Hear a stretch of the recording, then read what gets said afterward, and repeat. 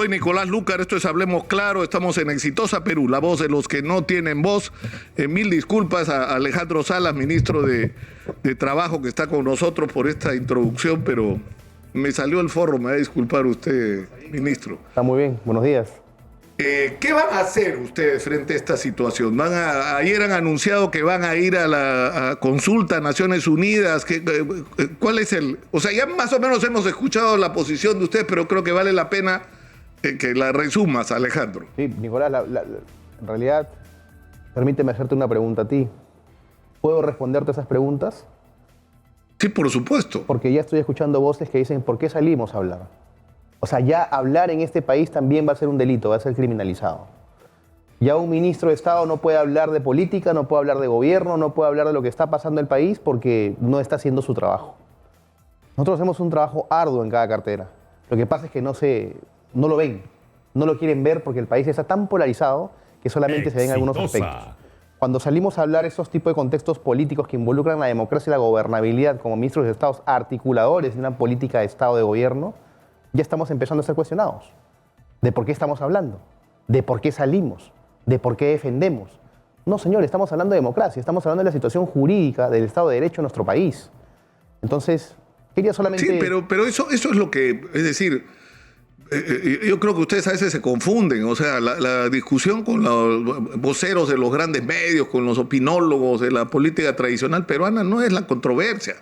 Yo creo que los ciudadanos son los que están esperando respuestas. Y una de las respuestas que espera es la de ustedes. O sea, que lo que digan o no digan, los grandes medios le vale madre a la gente.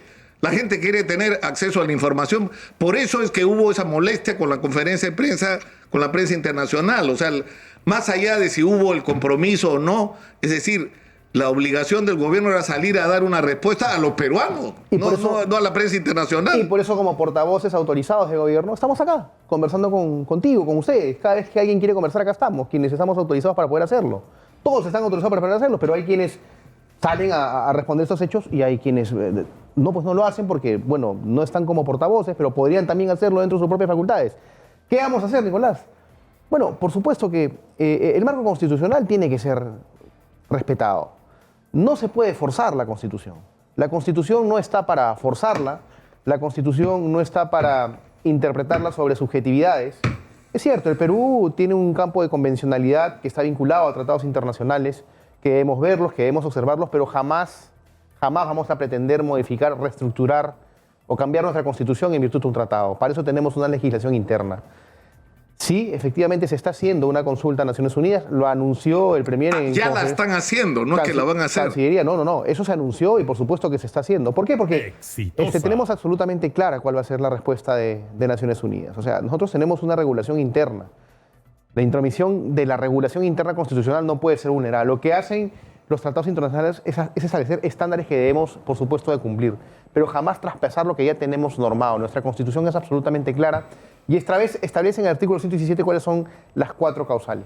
Entonces, lo que estamos viendo acá es un tema de forzar, digamos, el campo de la Constitución, forzar el campo, digamos, constitucional, para de una u otra forma irrumpir el mandato de gobierno. Pero antes de seguir adelante, ¿ya pidieron la opinión a Naciones Unidas? La orden fue el día de la conferencia de prensa que el canciller César Randa la trabaje, ¿no? Ese es un trabajo que la Cancillería está haciendo, no sé si ya la terminó, pero la orden está dada y por supuesto que se tiene que hacer la consulta. Ahora, pero el tema es porque ese es el centro del asunto, ¿no es cierto? O sea, la fiscal de la Nación hace una investigación y llega a la conclusión de que el presidente está involucrado en serios actos de corrupción. Es más, describe la existencia de una organización criminal y da como uno de los casos el tema de Heaven Petroleum y del biogás, ¿no es cierto? Del otorgamiento del contrato a la empresa del señor Samir Abudayev.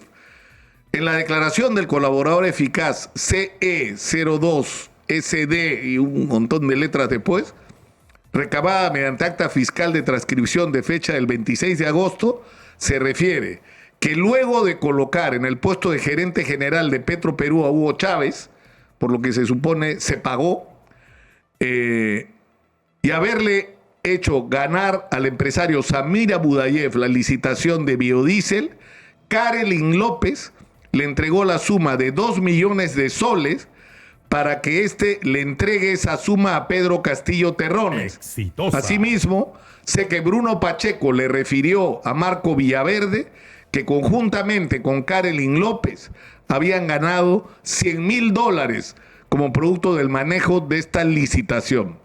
Karelin López había realizado además las fiestas, o sea, de las fiestas a la hija del presidente y a la hija de Bruno Pacheco como parte del pago por el favor recibido. Es decir, estamos hablando de que el presidente se reúne 2 veces con un empresario.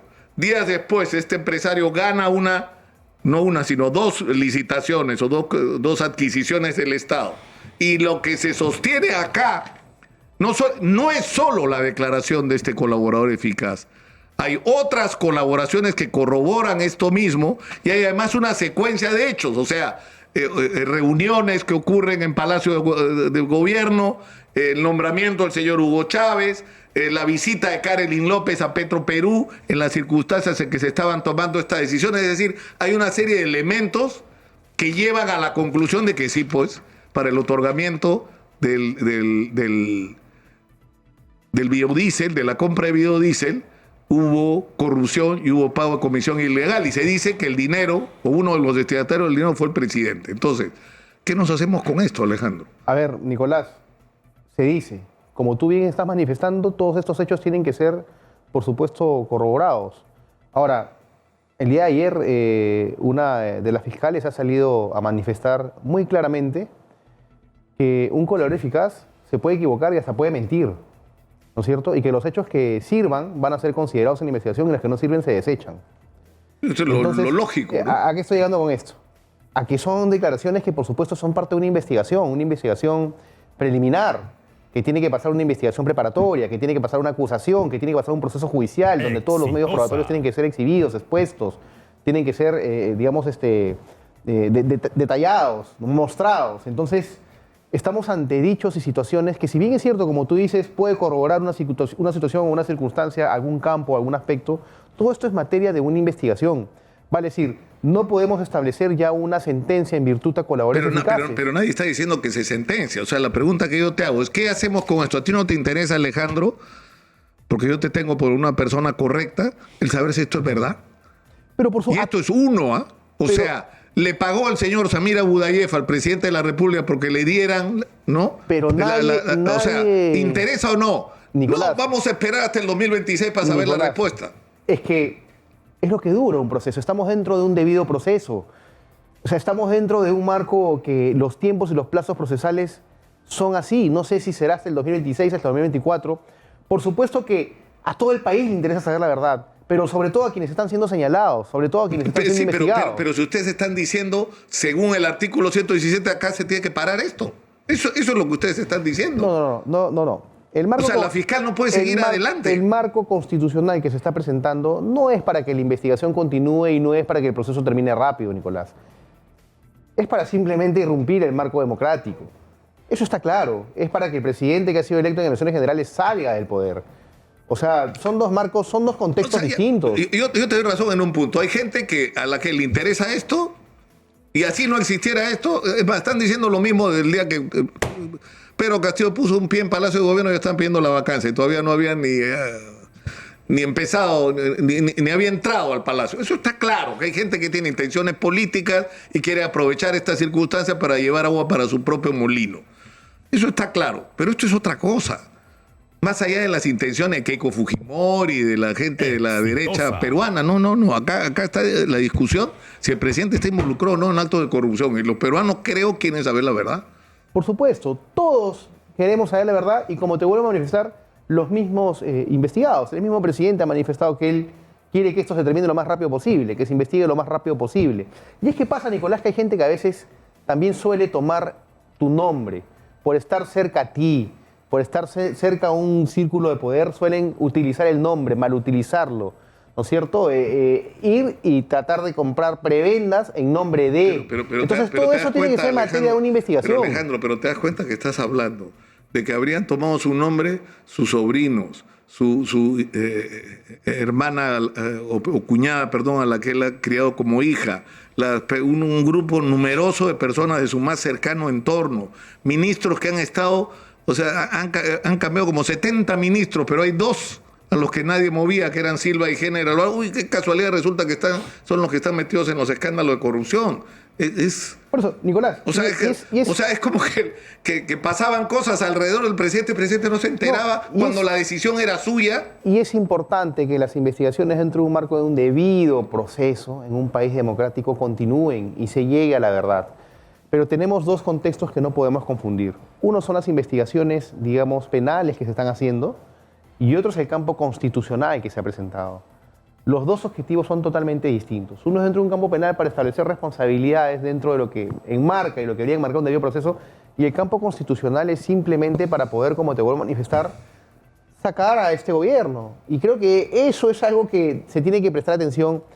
Y por supuesto que los congresistas, al momento de evaluar esta denuncia constitucional, van a tener que, por supuesto, interpretar muy bien la Constitución.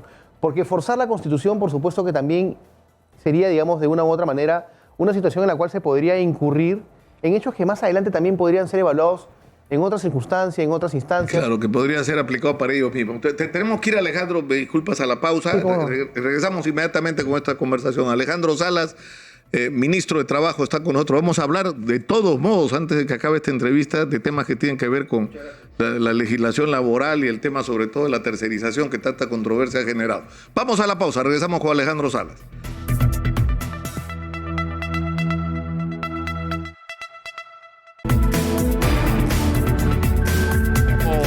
En Exitosa Perú, la voz de los que no tienen voz. Está con nosotros Alejandro Salas, ministro de Trabajo y Promoción del Empleo, y estamos hablando de la complicadísima situación política en la que estamos. La Fiscalía de la Nación ha presentado una denuncia constitucional que, si bien es cierto, no podría presentarla al amparo por las restricciones que establece el artículo 117. Ella dice que en el marco de la Convención por los Derechos Humanos de las Naciones Unidas y de los del artículo 30, inciso 2 y 3, cuando se presenta un conflicto de esta naturaleza, es decir, que tienes la presunción de que algún funcionario está involucrado en un acto de corrupción, pero tienes por el otro lado protecciones sobre ese funcionario, el Estado se compromete a tomar las medidas que sean necesarias, el Estado suscriptor, y en este caso el Perú, se compromete a tomar las medidas que sean necesarias para que lo que prime sea la democracia, la justicia, la lucha contra la corrupción y no la impunidad. Las medidas necesarias dentro de un marco legal, dentro de un marco constitucional existente, que si no lo tienes no lo puedes forzar. Lo que tienes que hacer como país es adecuarte, es reformar, es variar tu legislación y sobre la base de la legislación que tienes establecida poder desarrollar el campo constitucional. Ya, pero ¿qué debería pasar según ustedes? O sea, ¿qué es lo que debería ocurrir? O sea, usted dice, la Fiscalía de la Nación no debió presentar esa denuncia, es más... entiendo que Betsy Chávez ha presentado una denuncia constitucional contra ella por haber presentado la denuncia constitucional. Bueno, se ha hecho público, se ha hecho de público conocimiento, ¿no? Efectivamente, independientemente de ello, ya la denuncia constitucional ha sido, digamos, presentada, y lo que corresponde es que la evalúen los congresistas y sobre la base de la evaluación que ellos hagan, entender que este es un campo que no solamente es del momento, la decisión que vayan a tomar o que se vaya a tomar, como todo lo que sucede en la administración pública, va a ser revisada después. Entonces lo que corresponde a los congresistas, por supuesto, es revisar de manera detenida el tema de esta denuncia constitucional. De pronto no es la subcomisión de acusaciones constitucionales que tiene que verla. De pronto tiene que pasar por diversas comisiones también, como la Comisión de Constitución, para que evaluando y pudiendo, digamos, establecer un buen criterio sobre el marco constitucional que, digamos, ha sido sustentada esta denuncia, finalmente se emita un resultado que desde ya nosotros tenemos absolutamente claro. Esa denuncia tiene que ser archivada. El fin final de esta denuncia constitucional y el objeto final de esta denuncia constitucional es, digamos, quebrantar el orden democrático para que el presidente salga, ¿no? Sí, pero de acuerdo. Es decir, una vez más, hay gente que hace rato su única intención es vacar al presidente, incluso, insisto, antes de que hubiera hecho nada. No había hecho nada, ya lo querían vacar. Además, con el argumento de que supuestamente era comunista y nos iba a llevar por el abismo de Venezuela, cosa que está claro, 14 meses después no ha pasado. Eso está claro. Sin embargo, acá estamos discutiendo otra cosa, Alejandro. Estamos discutiendo que en el ejercicio real y efectivo del poder han surgido una serie de hechos y de denuncias de corrupción que además han sido corroboradas al punto de que en el caso de Puente Tarata se canceló la licitación. En el caso de biodiesel el escándalo ya es conocido. En el caso de las obras entregadas, ¿no es cierto?, en Anguía, es evidente, ha sido grotesco, grosero. O sea, ver a la cuñada del presidente con el chaleco, hablando en la necesidad de un pueblo sobre hacer obras, con el chaleco de la empresa de su amigo que iba a ganar la licitación. Fíjate tú, qué casualidad. Es decir, hay una cantidad de evidencias, pues, de hechos de corrupción gravísimos. Todo el tema de los asesores en las obras, de los nombramientos, y empiezan a aparecer los colaboradores eficaces. Es decir, ya no estamos hablando de la conspiración de la derecha por traerse abajo al presidente. Eso está claro que hace rato. Acá estamos, insisto, frente a otro problema, que es un problema entre los ciudadanos y el presidente. Entonces, ¿qué cosas nos piden ustedes? ¿Que no hagamos nada? O sea, que digamos, bueno, esperaremos pues hasta el 2026. No, pero Nicolás, estamos dentro de un Estado de Derecho, dentro de un marco jurídico. Por supuesto que se tiene que hacer, pero ¿qué es lo que se tiene que hacer? No es tanto, digamos, el marco de los ciudadanos que hagan o no se hagan nada. El tema del ciudadano siempre va a ser absolutamente respetado. Es una opinión general a nivel del país que tenemos que tener siempre presente, todos los que ocupamos un cargo público. Acá el tema es que lo que se tiene que respetar es el Estado de Derecho. O sea, el Estado de Derecho te involucra que toda situación que tiene que ser investigada dentro de sus plazos, tiene que ser investigada con todos los procedimientos que corresponden. Claro, pero tú con tienes... todos los mecanismos que se dan. Y bueno, ¿y qué podemos hacer? No podemos adelantar conclusiones y esperar que ya a nivel del Ministerio Público se establezca una sentencia. Todo esto tiene un proceso que tendría que llegar, de ser el caso, a una instancia judicial donde se van a establecer todas las etapas probatorias. Entonces, me dices, ¿qué vamos a hacer? Estamos en un Estado de Derecho, tenemos que saber esperar todo el marco procedimental. Sí, pero en el caso del presidente no puedes hacer nada, según la Constitución. No puedes avanzar en la investigación. Es decir, nos vamos a quedar colgados es decir, fíjate, para regresar al tema del biodiesel y toda la cadena de hechos, el señor Fermín Silva ha reconocido que le entregó entre 45 y 50 mil soles a Bruno Pacheco para que nombraran al gerente general de Petroperú, que era una persona conocida por él, para que a partir de eso se activaran una serie de negocios desde Petroperú. Uno de ellos ha sido el del biodiesel, ¿no? Hay el testimonio de colaboradores, no de uno, de más de uno, que habla sobre la entrega de 2 millones de soles, cuyo destinatario supuestamente era el presidente. Y además, o sea, ¿qué poder podía tener Bruno Pacheco, pues, para nombrar o para tomar decisiones sobre el contrato? Ninguno. Él era simplemente el secretario del presidente. El poder lo tenía el presidente, no Bruno Pacheco. Bueno, eso es algo que tendría que responder el mismo señor Pacheco y que lo debe estar respondiendo seguramente, ¿no es cierto? Pero todos estos campos, como te vuelvo a manifestar, Nicolás, son campos que por supuesto tienen que seguir todo su proceso y línea de investigación como corresponde. Nadie está diciendo que no se haga, por supuesto que se haga. Y si hay responsabilidades penales, pues que se asuman las responsabilidades penales. Pero tienen que seguir un marco de investigación que hay que saber también respetarlo. Entonces, estamos ante una situación en donde, independientemente si es una denuncia, Nicolás, la que está de por medio, o son 10 denuncias, estamos en una situación donde la Constitución nos dice, Nicolás, que un presidente es elegido por 5 años, con sus aciertos, con sus errores, con sus responsabilidades. Y por supuesto que se va a tener que dar y rendir cuentas después de estos 5 años de la forma, digamos, de gobierno que se ha aplicado para un país. Pero la Constitución así lo dice y tenemos que ser respetuosos del marco constitucional. Porque si no, nos vamos a acostumbrar en nuestro país, Nicolás, a que cada presidente que es elegido normalmente siempre ingresa al Congreso con minoría, porque el sistema de equilibrio de poderes en nuestro país está preparado así. Quien gana la presidencia no entra con la mayoría parlamentaria, entra con una minoría. La mayoría parlamentaria normalmente es de oposición. Esa es la parte del equilibrio de poder que tenemos. Y nos vamos a acostumbrar como país que cada presidente que ingrese, por cada denuncia que tenga, ya se arme toda una situación para de una u otra manera irrumpir el mandato constitucional. No, pero no tiene que ser necesariamente así, pero lo que tú no puedes admitir es que nos pase lo que nos está pasando, que todos los expresidentes de las últimas décadas están haciendo cola para ir presos por estar involucrados en actos de corrupción, que si se hubieran investigado en el momento que esos presidentes estaban en ejercicio, nos habríamos ahorrado mucho dinero y tiempo, ¿no? Bueno, seguramente, y hay muchos casos de esos expresidentes que aún continúan en investigación, y que la justicia haga su trabajo, y que las investigaciones continúen. Pero lo que no puede darse es que pongamos al país, digamos, de una manera polarizada, ¿no es cierto? Que con una mano se trabaja, con otra mano se defiende el sistema democrático, son dos contextos totalmente separados. Que las investigaciones sigan su curso como deban seguir Claro, y que lleguen hasta el final. Sí, pues, pero Alejandro, tú dices ya que la investigación llega hasta el final, pero el presidente presenta acciones de amparo contra todo lo que se está haciendo y lo que reclaman, amparándose en el artículo 117 de la Constitución, que el presidente no puede ser. Es más, ustedes han cuestionado incluso que el presidente no puede ser ni investigado.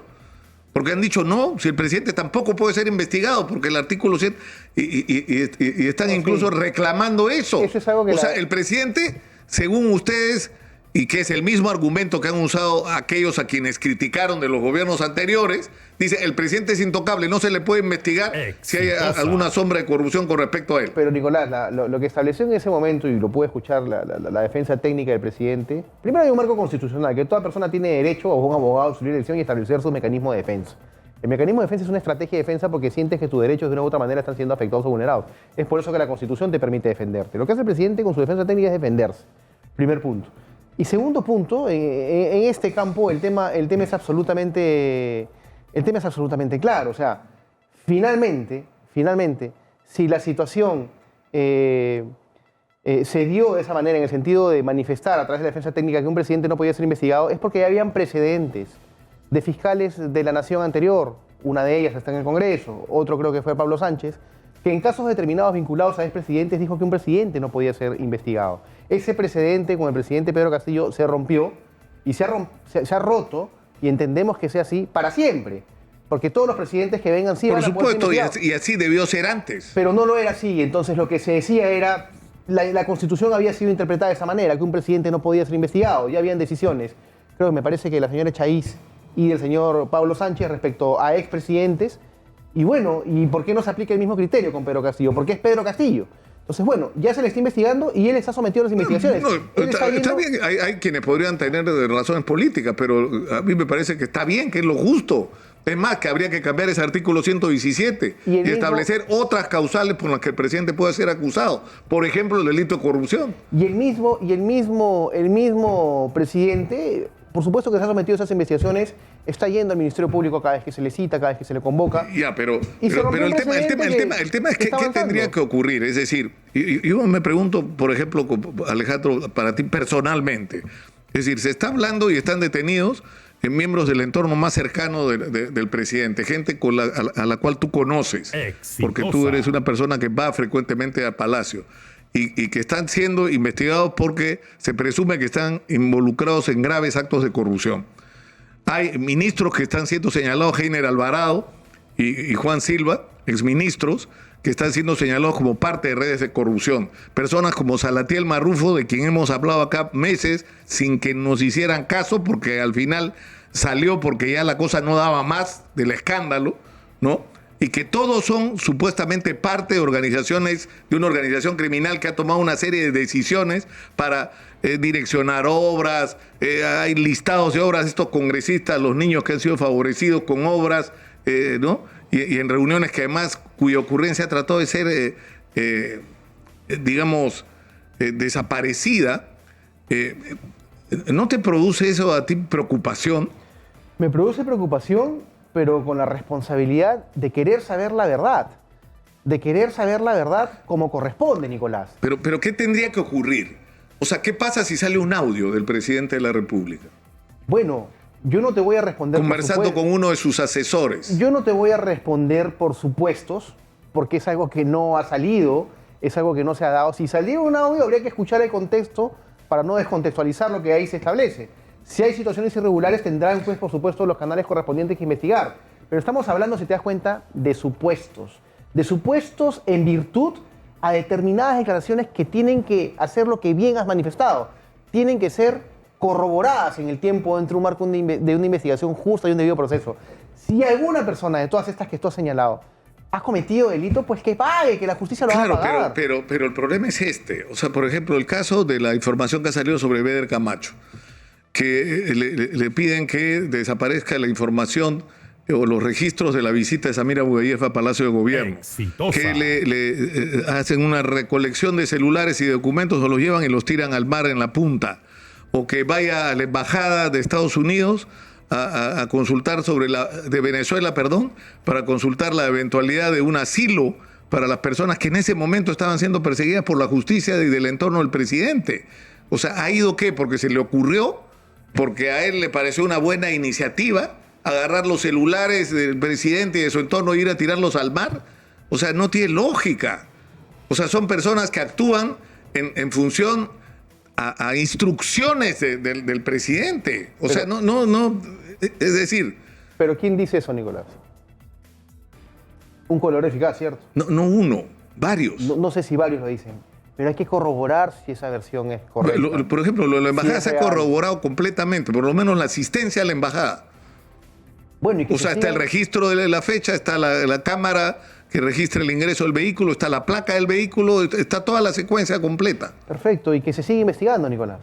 Y que se siga investigando con toda la contundencia del caso. Y que se sigue y que se continúe investigando.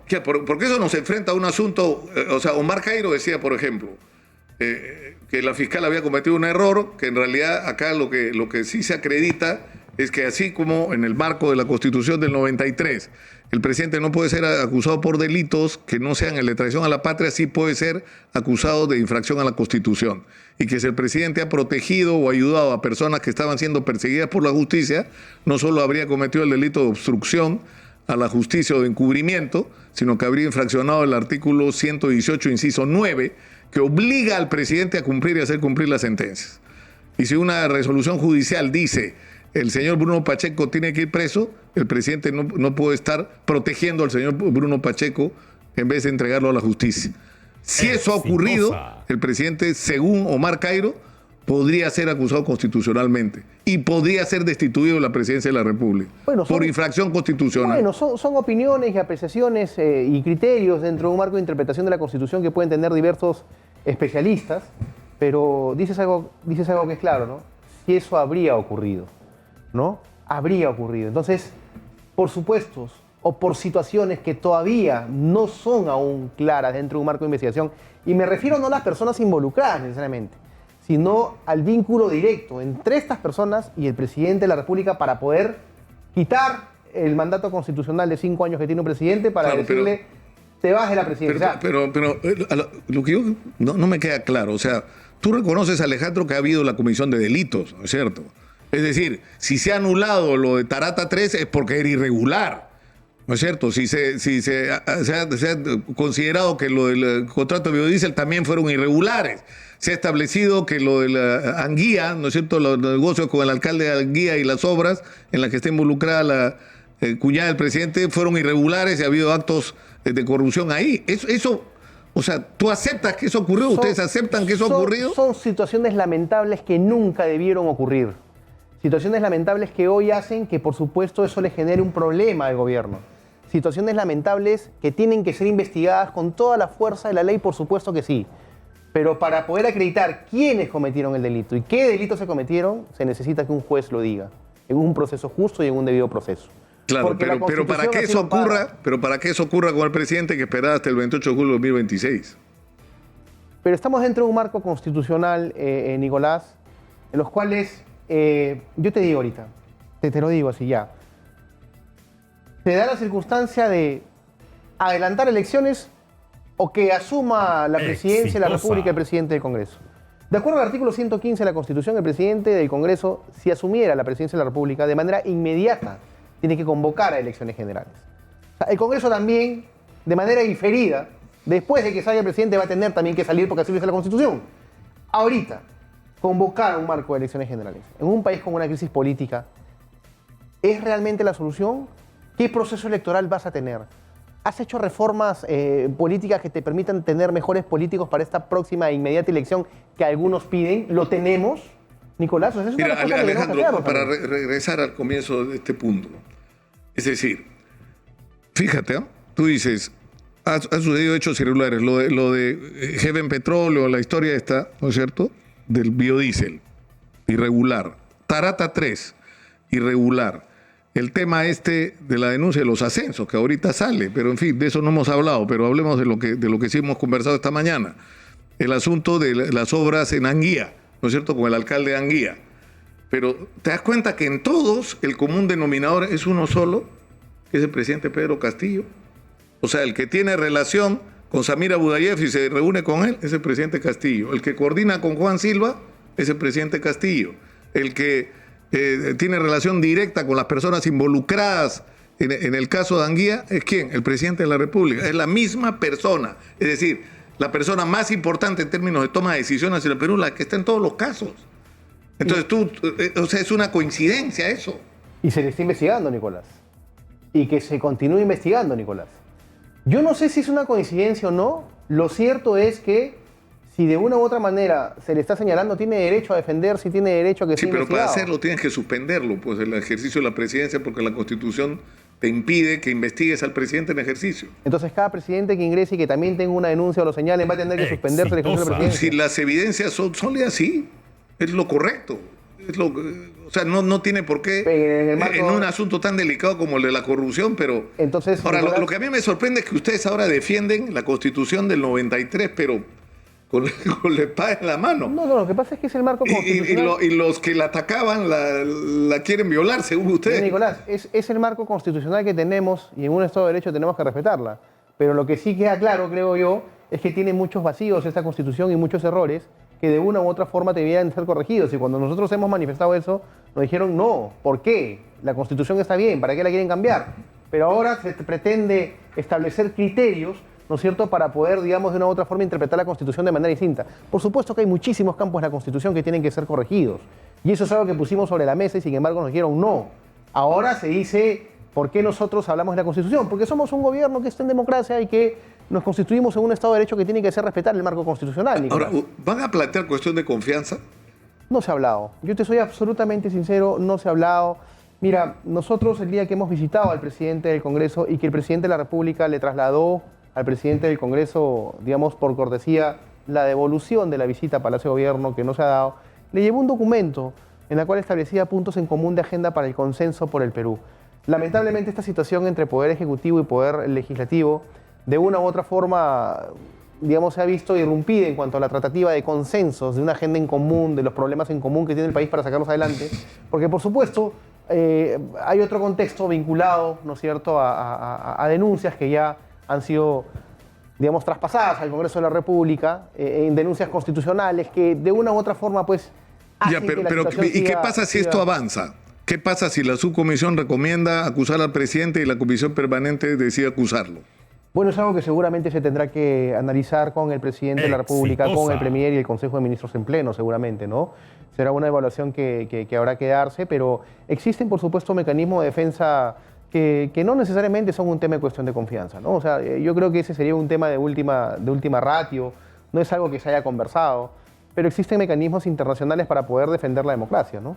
Y tenemos 5 minutos que yo quiero aprovechar para hablar de lo que no hemos podido hablar hasta ahora cada vez que te invitamos, Alejandro.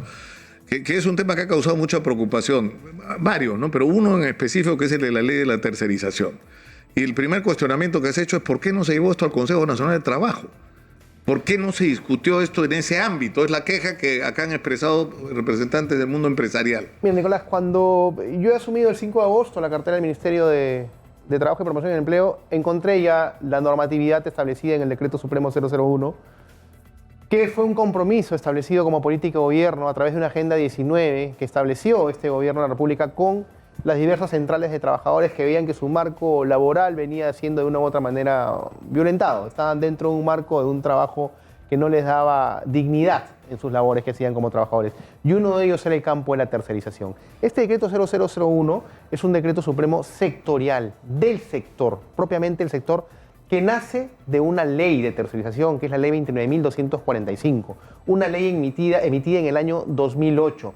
¿Y en virtud a qué sale esta ley? A una protesta de trabajadores mineros que venían siendo sobreexplotados y maltratados justamente dentro del marco de la tercerización. Del 2008, de junio del 2008 al 2022, no se hizo absolutamente nada por establecer de manera clara cuándo podía darse la tercerización. La tercerización no ha sido eliminada. Con este decreto 001 ha sido precisada. El núcleo principal de tu negocio no lo puedes tercerizar. Pero eso ya estaba en la ley.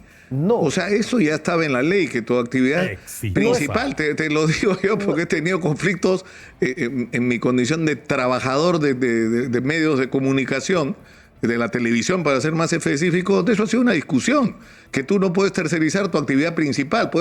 Ya, pero eso está en la ley, no necesitaba, porque el gran problema es este, de esta mesa enorme que tenemos acá, este es el mundo laboral formal, el tamaño de mi celular, todo el resto es informal. Y de ese mundo informal, la inmensa mayoría de gente que terceriza. Y ahí vamos, Nicolás, ahí vamos. ¿Por qué la línea de informalidad en materia laboral ocupa el 70-75% de lo que es nuestro país desde hace 15 años? Justamente más o menos desde que se emitió la ley de tercerización. Porque no existen normas ni normatividad que inviten, ¿no es cierto?, al tema de la formalidad. El tema de la ley de tercerización y el núcleo de negocio es algo que no estaba desarrollado. Para eso existen los reglamentos de la ley, para poder precisar y puntualizar. Porque si no, entramos en un marco de desnaturalización, que es lo que se ha venido haciendo. Estos cambios, por supuesto que son cambios que a algunos les puede molestar y a otros no. Tú les preguntas a las centrales de trabajadores si están de acuerdo o no con el Decreto Supremo 001 y ninguno te va a decir que no está de acuerdo. Te van a decir que está de acuerdo. Es más, el día de hoy en el Congreso de la República está en agenda derogar el Decreto Supremo 001. Entonces yo me he acreditado porque sí me gustaría hacer el uso de la palabra para poder defender lo que consideramos es una defensa del trabajo digno para los trabajadores del país. Yo creo que en el mundo los derechos laborales se conquistan, pero también evolucionan. Y es momento que en nuestro país evolucionen. Pero la interrogante es por qué esa discusión no darla en el marco del Consejo Nacional del Trabajo. Mira, ¿qué es lo que reclaman los empresarios? Que dicen que por eso han dejado de asistir. Se pudo haber perfeccionado la norma. Yo la primera respuesta que obtuvo cuando leo un diario de circulación nacional es que no se van a sentar a conversar con el ministro de Trabajo, con quien te habla, hasta que no derogue el Decreto Supremo 001. Entonces, ¿me están invitando a dialogar o me están invitando a que yo de una u otra manera le dé la espalda a los trabajadores como ministro de Trabajo y Promoción del Empleo? Bajo ninguna circunstancia. Nosotros podemos perfeccionar la norma, invitarlos a poder trabajar el perfeccionamiento de la norma de donde está marcada esta línea hacia adelante, pero no podemos retroceder en el marco de poder decir que de cada 10 trabajadores, digamos, accidentados, 8 son tercerizados, ¿no es cierto? Accidentes mortales de trabajadores que finalmente no tienen derecho a nada, no tienen derecho a un seguro social, no tienen derecho a una pensión. Entonces, ¿de qué estamos hablando? Entonces estamos hablando de poder evolucionar en el marco laboral y por supuesto que podemos seguir conversando y por supuesto que podemos seguir perfeccionando. Lo que dicen muchos empresarios es, si yo dejo de tercerizar, de pronto tengo sobreproducción que quiero tercerizar. ¿Cómo lo hago? Bueno, tienes los contratos temporales. No necesitas trabajar o tercerizar a trabajadores que hacen la misma actividad principal para que ganen menos de los que los tienes sí contratados en tu empresa. Para que trabajen en las mismas condiciones, en el mismo horario, pero ganan menos de los que tienes en tu empresa. ¿Por qué? Porque tienes sobreproducción y tienes que seguir produciendo. Para eso están los contratos temporales. Lo que no podemos hacer es sacarle la vuelta a la ley, Nicolás. Y eso es lo que se quiere, devolverle al trabajador la dignidad que corresponde. Y podríamos hacer algo, no sé si esto es posible, si yo invito, digamos, no sé, al señor Salazar Nishi o el representante de la CONFIEP, ¿tú te sentarías con él a una conversación acá la próxima semana? No tengo ningún problema, Nicolás, de sentarme con él o con la persona que tú consideres que democráticamente podemos intercambiar ideas. Yo jamás he tenido ningún tipo de temor a ningún debate. Así que yo creo que el tema de poder debatir o conversar o intercambiar ideas sobre cualquier criterio de política nacional y por supuesto en política laboral, yo no tengo ningún problema, Nicolás. Una última pregunta. ¿Va a ir a la conferencia anual de ejecutivos el presidente? No lo hemos conversado. Fíjate que las conversaciones han estado en torno al tema de la defensa de la democracia respecto a esta... Pero lo han invitado, ¿no? ¿O no? Yo creo que sí, Nicolás. No he visto esa parte de la agenda del presidente. Muchas gracias por estar con nosotros. Alejandro Salas, ministro de Trabajo.